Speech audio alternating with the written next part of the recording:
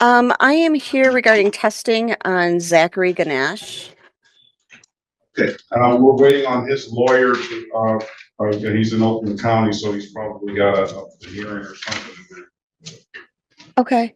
Did you want me to wait, or do you want to just call me, or would you like me to send you a email report? What's going on with him?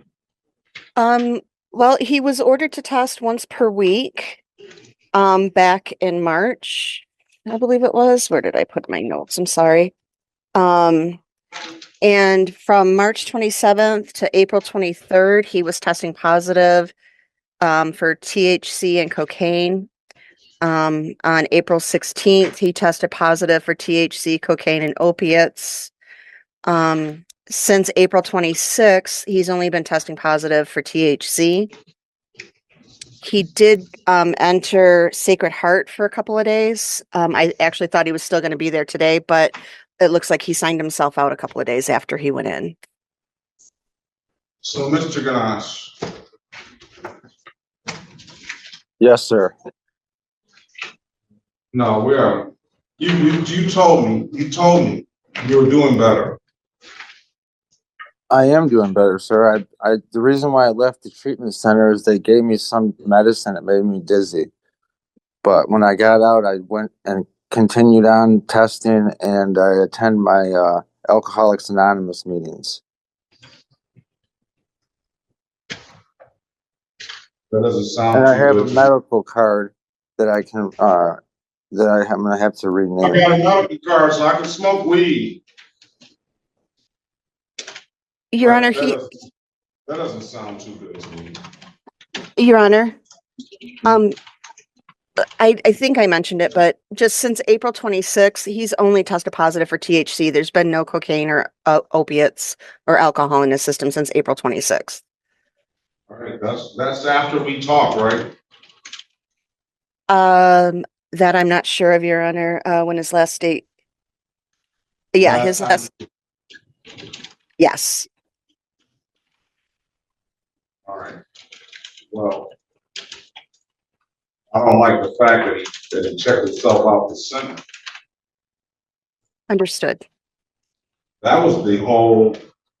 How long did you stay there? 3 days. 3 days. And how long were you supposed to be there? The detox is 3 to 2 weeks, 3 to 14 days. It's either detox or residential. Yeah, and you were supposed to be there the whole 14 days, right? Yeah, they did. You can do detox. It's either detox and residential.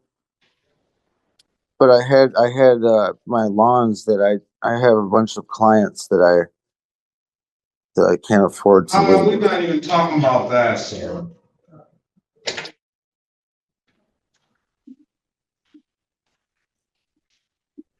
I just don't believe you're really ready. I'm very serious. I've been, the only thing I do is smoke weed to help me sleep and for my anxiety at night. I don't smoke it during the day. We're gonna wait on your attorney. Okay. Morning, Judge. May I please court Vassal Johnson, second P72130 on behalf of Mr. Ganesh, present on Zoom. All right, Mr. Ganesh, good morning to you. Put your name on the record, please. Yes, sir. Zachary Paul Ganesh. All right. Ms. Lurst, can you put your appearance on the record, please? Good morning, Your Honor. Dawn Lurst on behalf of probation. All right. We were talking off the record about his I didn't know that you weren't here, Mr. Johnson, but I was talking to probation about, he indicates to the court that he went to the treatment center and he checked himself out after 3 days because of some medication that he gave him made him sick or something like that. I don't buy that. I will say this. I am happy to hear that he hasn't indulged in those other more serious drugs that he's had in the system the first time. So I'm giving you a little credit for that. I'm giving you a lot of credit for that. I'll give you a lot of credit for that. But I don't buy you check yourself out. Because then subsequently he says that he needs to get his business going back on and he needs to start making some money. I think that's the real reason. And I was under the impression that he was going to be there the whole 2 weeks. But Ms. Lurch indicated to the court that he hasn't tested positive for those opioids and for any alcohol. I'm not so concerned about the marijuana. But what do you want to do with it? What does your client want to do with the cases, Mr. Johnson? Did talk to Ms. Snyder, and he wanted to avail himself of that recommendation. It was the OWVI in exchange for dismissal of the other count, narcotic count. You want to take the deal, sir? Yes, sir. Can you raise your right hand, please? Yes, sir. Or affirm, tell the truth, whole truth, nothing but the truth? Yes, sir. Or you can put your hand down. Where's your mom now? She's right here. Hold on. There she comes. Always. Hello, Your Honor. Can you see Good me? morning. Yeah, I can. Can you put your name on the record, please? Michelle Ganish. All right. You heard the conversation I had with your son, right? I have. And I don't know how you feel about it. How do you feel about it? Well, I am actually relieved in a way that this situation came up because I was unaware of this situation of this drug that was going on. I was ignorant of it, and so I am so glad to know the truth now. Oh, someone's trying to call. How do you get it? I just hit the exit. I don't do that because we get knocked up. Oh. They'll just stop calling, maybe. So he's doing really well. He lives with me. He doesn't own a vehicle, and he hasn't driven since that incident because I'm not allowing him to drive because I'm mad. And So when you say you were ignorant to the whole drug the cocaine, I didn't know about that. I didn't know about the cocaine. Cocaine and opioids too. Well, I didn't know about either one of those things going on. But I did not. When you say that, now you reflect back. Do you see that? Oh. Do you see? Oh yes, I'm going to tell you. I saw it was a big situation that I was trying to get a handle on. There's a boy next door that lives with his mother. He's not a boy. He's a 25-year-old man, I guess. But his mother claims he has autism and all this stuff. And there was some nutty things going on. And what's going on with the phone? That's where it starts. Yeah. All right. No.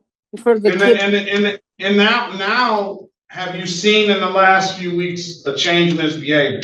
Absolutely. I am so pleased and vigilant and aware. And I already, there's no way that it's going back down this road.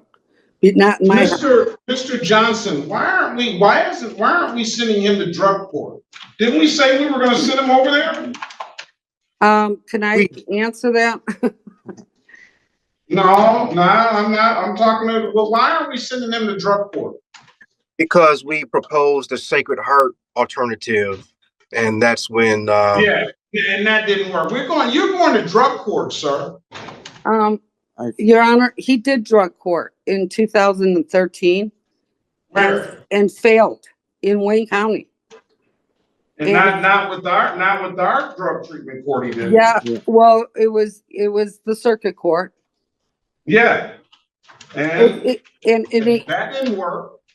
And that was a long time ago, and he was doing really well until this situation that came up right before this accident. We weren't having any problems. Here's the deal. You want your son to get better, right? He is better. He's back on track. Yeah, he's getting better. This is gonna be a lifelong, do you understand? This is gonna be a lifelong situation that he's gonna be dealing with this. You understand that? That's why he goes to meetings, and that's why he's part of the AA group, and he has been in the past for years. So he has a community that he does work with. And So he's been to drug court, so you had to have known that there's some issues with some drugs in his life. You said he's been to drug court in 2013? you're right. I did know, but he had been doing really well since that until So recently. you told me you were ignorant to all of this. Do you understand? Do you understand that he's an addict? I do understand that. And the fact that he's an addict, it's gonna be a lifelong of recovery. And that's why he goes to meetings, and my brother-in-law has been in the program for 35 years, picks him up and takes them. And it was not working because he's had all kind of drugs in the system the last time he came here. Let's get drug treatment court on the line. Let's get him to talk to somebody over there. Did you already talk to somebody, Mr. Ganesh? Yes, I did, sir. I've talked. Yes, we talked last time, Your Honor. Miss Warfield came and spoke. He's going over to drug treatment court. That's the best I can do for him. Your Honor, can't monitor him on probation? Give him a chance? I don't know, because you know something, they have all the resources over there for him to be successful as he can. You know, what alarms me is that I thought he was going to be in that treatment program for 2 weeks. You're coming out telling me now you only spent 3 days in the treatment program. To me, that just sends off red flags everywhere. Period. I wanted to detox, sir. I didn't want to do the. I mean, it's not about what you want to do. You want to stay clean, I hope. Of course, that's what I've been doing. I thought you were going in that program for 2 weeks. That's what we understood. That's why I didn't send you to drug treatment court over there. I'm not the best at monitoring whether somebody's going to complete this probation or not, because it's only going to be, if you mess up again, you're going to jail. Over there, they have so many resources. We have the best drug treatment court in the country. They have so many resources that if you do relapse, then you can be upfront and transparent with them, and they can get you the help that you need. Please don't do that to me, Judge. I know I can't. No, I haven't completed you're it. going. All right. I don't know why you're not accepting of that. You're acting like I'm doing something that's hurting me. I've done it before, sir. I had 0 to 3 month guidelines, and I did 3 years in and out of Salvation Army, in and out of jail. It was terrible. I mean, because you weren't doing what you were supposed to do. If you stay away from the drugs, and then I went to Mr. jail Ganesh, for a year for 3 month guidelines. I did so much time for something, you know.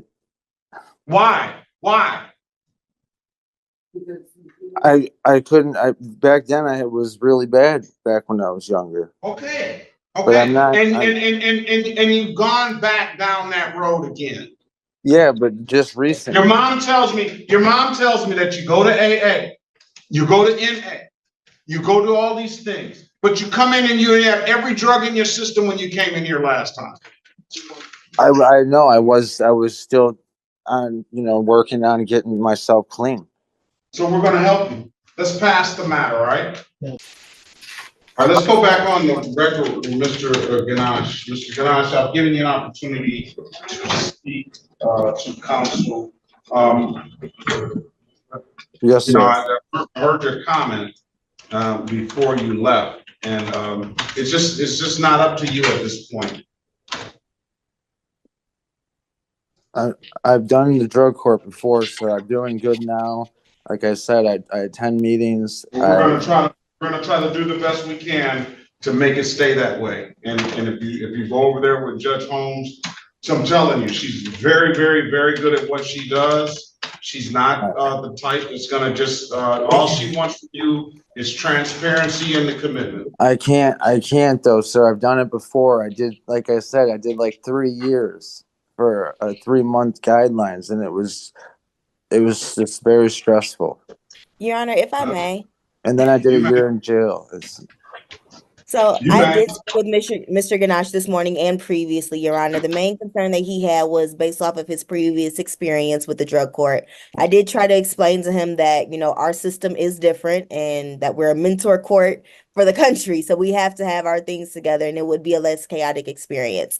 Mr. Ganache is adamant that he does not want to do it. And at this point, Your Honor, by statute, the program is still technically voluntary. I did tell Mr. Ganache that, I've seen judges offer treatment or jail, and that Your Honor would have the right to do that if he does not want to voluntarily come into the program. So I did let him know of his rights. He is adamant at this time, Your Honor, that he does not want to do it, as he expressed the first conversation that we had. Again, it is here for him. He is eligible. I do remember our conversation from previously. So he is eligible for our program, but Your Honor, he is not willing to participate at this time. Okay. So the statute precludes me from sending him to drug court if he's not willing to do it. Is that correct? So statute mandates that the program is voluntary and it cannot be forced upon an individual. However, if an individual is given a choice between, the program and, let's say, a jail sentence, the statute does allow a court to make that type of determination, guided choice. Let me say that. All right. Well, we won't make him go. All right. I already swore your client in, Mr. Thank you, Ms. Warfield. No problem, Your Honor. Have a great day. Always a pleasure. All right. I'm bound by the statute. Did I swear your client in, Mr. Johnson? I'm not sure. Raise your right hand, Mr. Ganesh. Yes, sir. Swear or affirm, tell the truth, whole truth, nothing but the truth. Yes, sir. You put your hand down. Understand the maximum possible penalty for this offense is 93 days in jail and or $500 in fines. You understand that, sir? I don't need you to talk to your mother about it. What do you? I didn't hear you, sir. You said. Do you understand? Did you read him his advice of rights, Mr. Johnson? Yes, Your Honor. Do you understand that the maximum possible penalty for this offense is 93 days in jail and or $500 in fines? Yes, sir. Do you understand that you have an absolute right to a trial? Yes, sir. Mr. Johnson went over your other advice of rights in the breakout room or some point during the pendency of this case, did he not? Yes, sir. You understood those rights? Yes, sir. Let me draw your attention back to January 8th, 2025 at around 6:01 p.m. in the city of Detroit. Operating a motor vehicle, sir. Yes, I was. Controlled substance in your system at the time of the operation of that motor vehicle. Correct. What did you have? I had cocaine, opiates, and it was just cocaine and opiates. That was it. And did those controlled substances? Did you have a legal right to those to use? I did not. I did not. And did those controlled substances affect your ability to operate the motor vehicle? No, I happened to take my eyes off the wheel to grab my phone while I was looking for my phone, and then that's how I hit the parked car. And it had nothing to do with the opioids. No, it's honestly, if nothing at all.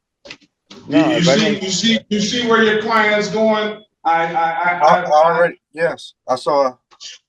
It has nothing to do. I know I was in the wrong. And completely. opioids in your system. No, I admit that what happened. I hope your mom is still listening to this. She's listening. She's listening. Yeah, I was in the wrong. I admit that I was operating. You still can't admit it. Judge, can I go in the breakout room with him? Yep. Yep, go back in the breakout room. All right. Is it 5? Is that it? Look at this picture when he was a young man.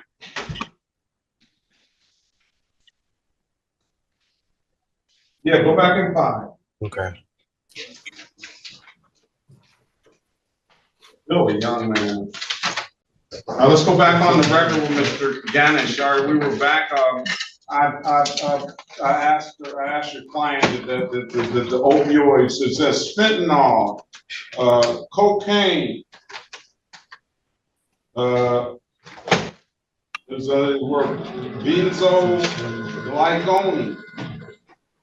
There's another substance that he had in his system. And he says that didn't have anything to do with him crashing his car. No, He would like to change his answer, Judge. it did, sir. No, it He was did. just looking down at it. He was just looking down at his phone. That's what he tells me, and that's why he crashed his car. Well, it was because I was under the influence. I took responsibility. Yeah, I was impaired. You're after you spoke with the lawyer. All right, will you stipulate to the forensic laboratory report on your client's behalf, counselor? I do. All right, with that stipulation, I'm gonna find him guilty of the amended count of operating while visibly impaired. Sentencing is gonna be June the 13th. All other bond conditions are gonna remain the same at 10 a.m. I'm gonna order him to do a pre-sentence investigation report. I'm gonna refer him back to probation for that. I'm gonna order a substance abuse evaluation. And I'm gonna wish you the best of luck. Thank you. Now we're in, you don't have to worry about going to our treatment court. But if you don't come with some systems and no marijuana, we're gonna get all these drugs out of you. No marijuana. Yes, sir. No marijuana. So make sure that gets in that order as well, along with all the other conditions. Thank you, All Judge. right, so June 13th, 2025 at 10 a.m. Yes. I truly wish you the best of luck, sir, and have a very good rest of your day, and tell your mom we said bye. Yeah, thank you. Bye-bye. All right. Bye.